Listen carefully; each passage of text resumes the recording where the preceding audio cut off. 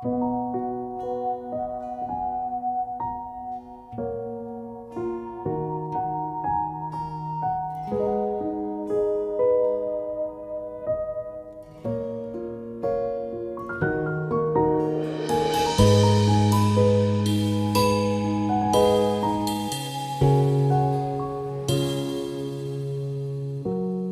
កន្លែងចាស់ដែលយើងទាំងពីរធ្លាប់រីករាយអារម្មណ៍មិនដូចដើមឡើយប្លែកខុសពីមុនទីដែលរក្សារឿងរ៉ាវចងចាំពេលឃើញហើយឲ្យបងនឹកអូនខ្លាំងធ្លាប់សង្ឃឹមយើងអាចញញឹមរហូតទីកន្លែងចាំងដែលកូនទុំរាល់អនុសាទីដែលរំទឹកនិទ្រាសុងសុខក៏ហូរមកអាចកើតធ្វើឲ្យបងសោកសៅរឿងរ៉ាវចប់ហើយក៏ផ្ដាំរលឹកលេងរូបភាពចាចាំពួកយើងទាំងពី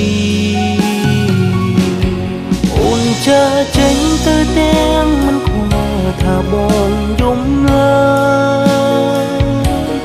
ពួកយើងបែកគ្នាហើយអូនទៅហើយបងយំម្នាក់ឯងបើសិនអូនឈរនៅត្រង់នេះបងនឹងអបអូនឲ្យខ្លាំងឲ្យបាត់នឹកបងព្យាយាមឈប់គិតតែចិត្តមិនអាចបំភ្លេច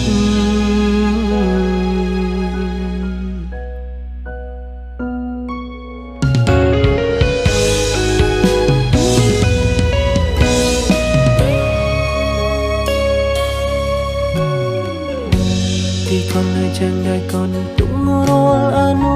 សាទីដែលរំទឹកនិទ្រាសុងសុខក៏ហូរមកអាចកើតធ្វើឲ្យបងសោកសៅរឿងរ៉ាវចប់ហើយក៏ផ្ដាំរលឹកលេងរូបភាពចាចាំពួកយើងទាំងពីរ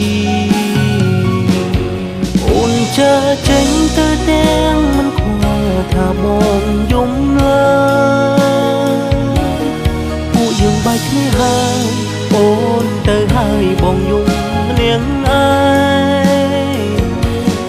បើសិនអូនឈរនៅត្រង់នេះបងនឹងអបអូនឲ្យខ្លាំងឲ្យបាត់នឹក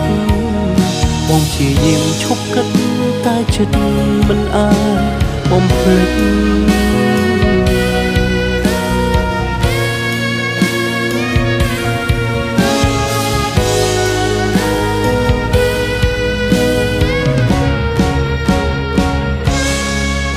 ចាចេញទៅទាំងមិនខ្វល់ថាបងយំឡើយពួកយើងបែកគ្នាហើយអូនទៅហើយបងយំម្នាក់ឯងបើសិនអូនឈរនៅ